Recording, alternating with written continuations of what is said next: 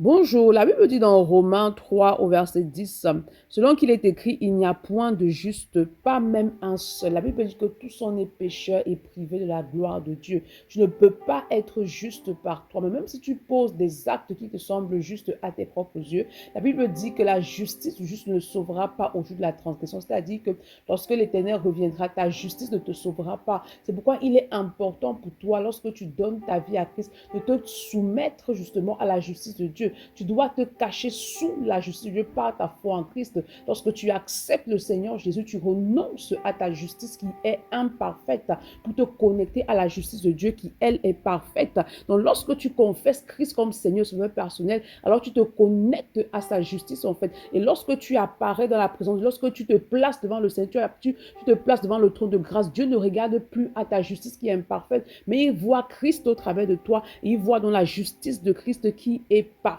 justement. C'est pourquoi il est important de ne pas t'appuyer sur ta propre justice, mais de parfaitement te connecter à la justice de Dieu par ta foi en Christ. Tu ne peux pas être juste par toi-même, mais tu es juste uniquement lorsque tu te connectes à l'œuvre parfaite de Christ. C'est pourquoi ce matin, demande au Saint-Esprit de t'accorder la grâce de demeurer sous la couverture spirituelle de l'Éternel. Demande de t'accorder la grâce de demeurer dans la conscience que tu dois être caché sous la justice de Dieu par ta foi en Christ. Bonne journée. Shalom.